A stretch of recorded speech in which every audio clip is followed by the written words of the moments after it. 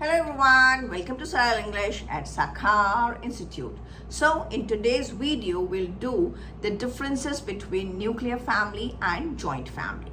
I've already done one video on the positive and negative sides of living in a nuclear family, and this is my second video in the same series. As I had already told you in my previous video, I will not be discussing whether living in a nuclear family is more beneficial or living in a joint family is better.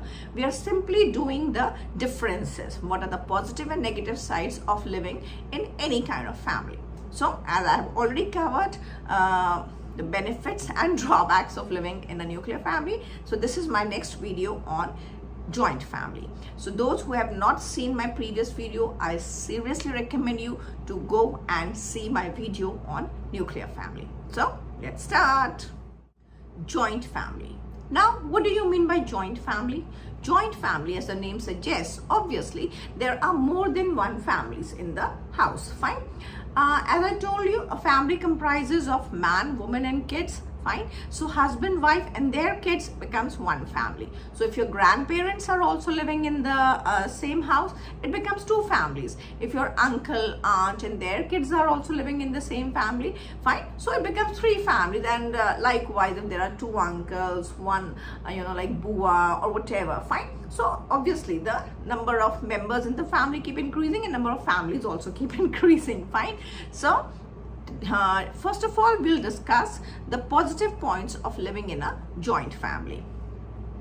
So as I told you, joint family basically means where there is more than one family, and mostly it is like when you are living with your grandparents. Sometimes especially in small cities and all, there is still a trend of living in joint families where uncles and aunts are also living together and their kids. Fine. So it's a big family. Fine.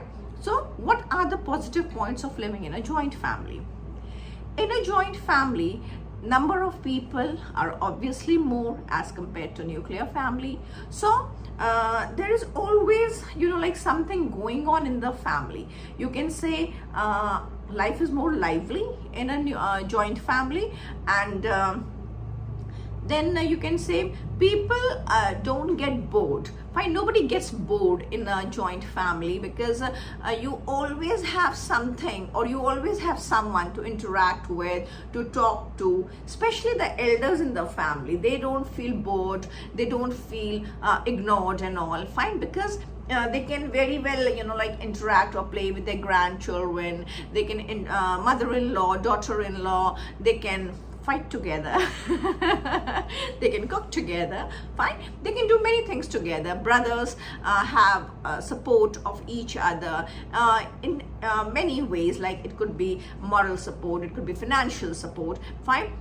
Like if there are many kids in the house, so you don't need outsiders as friends to play with. So there is no tension of falling in a bad company and all, because cousins, they can fill up the space of friends. Fine. In a joint family, celebrating festivals, celebrating any like family functions, even a small event can be more joyful, fine, as compared to a nuclear family, because the number of people are more in the family. So even if they all collect together, and even if something special is cooked, there is a lot of laughter in the family, there are a lot of jokes being exchanged. Fine. So the whole environment of the family is quite light and happy. Fine. So you can say festivals are more enjoyable in a joint family. Family functions, even small events like birthday and all, they make the life more interesting if you are living in a joint family. Fine. Then when you are living in a joint family, obviously you become more adjusting by nature. Fine. Because there are many kids in the house. Fine. There are like you can say there are grandparents in the house, there are uncle aunts in the house, so you cannot always have your way. Fine. It cannot be like, okay, I want to go out at 10 o'clock at night and I'll return at 2 in the morning or 3 in the morning. No, that is not done. Fine. Because obviously your parents will object to it. Fine. You would think that what your elder brother is going to think if you are going to be out for so late at night, fine. So these things even restrict you from falling in a wrong path, I would say, or these things even restrict you, from running away from your responsibilities and all. And in a joint family, obviously when you are living with your parents, you're living with your elders as well as your younger ones, fine, then you do follow a certain, you can say, code of conduct. You do follow certain moral conducts in the family, like obviously the way you talk to your parents, the way you talk to your elder brother or your younger brother, fine, it has a certain impact on the other kids of the children, and even they learn and they grow up the same way, which is very useful as a part of learning for life. Clear? Then as I said, that we cannot always have our way, so we learn to adjust in life, which makes life easier for us when we step out into the outer world, because in the outer world not everybody is going to move, or not everybody is going to function the way we want, fine. We have to learn to adjust, and the person who is more adjusting is obviously more successful in life, fine. So this nature of becoming more adjusting, of loving others, of even sacrificing your desires sometimes for the sake of others, is very helpful for yourself in your later life. In a joint family, as I said, like people can celebrate their functions together, they can celebrate their festivals together, so good times are very enjoyable. But God forbid, if something bad happens, fine, then also the whole family is there to support you, fine. If suppose something wrong happens with one member of the family, or if something God forbid, if somebody dies in a joint family and all, then the others are there, fine, to support him both morally, financially, clear? So that support gives you, you can say, it basically helps you in living your future, fine, in future life. But in a nuclear family, if something bad happens, if something unfortunate happens, then you basically you're totally torn apart, right? And you may not always be getting the help of your other family members, because it is not always easy for them to visit you or you to visit them. But that is not the case in a joint family. So even in unfortunate times, the family stands together with each other, fine. So that is another you can say a very big benefit of living in a joint family. Then if you're living in a joint family, I think you are more you feel more protected, you feel more even you feel more courageous to face the outsiders, because you have a big family standing behind you, right? So these are certain points which which I can think of right now of living in a joint family. If you have some more points, please do write in the comment box. I would really love to add those points in my upcoming videos. Obviously I'll be coming up with more such videos in future, fine. Okay, now there cannot always be a positive side of everything, fine. Since the way we discussed that there are positive and the negative sides of living in a nuclear family, similarly living in joint family is not always easy, or it is not always it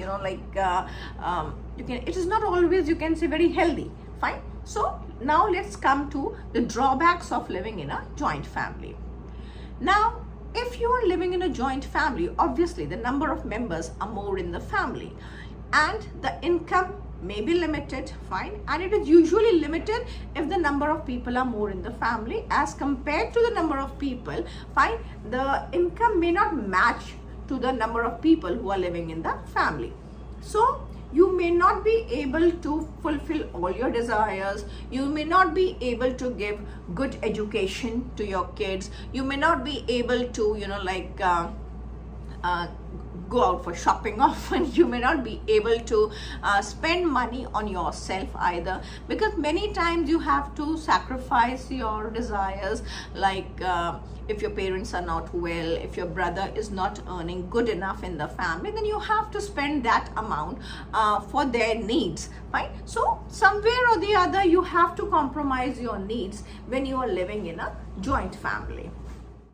In a joint family, if like there are, you know, like two or more brothers living together, then there is always a comparison about the amount each brother is earning. Fine, one brother may be earning quite a fairly good amount, other may not be earning that good, and the third one may not be earning at all. Fine, so there is always you can say a constant comparison among brothers, their families. Sometimes even the parents compare, maybe unknowingly, fine, but there is always a comparison, and most of the time there are hidden jealousies also. Fine, like suppose if one brother is earning good amount and he's sending his kids to a better school, then you can say the kids of the other brother, they might feel inferior, or the brother or his wife, they might feel inferior, and you know, they may not even like it,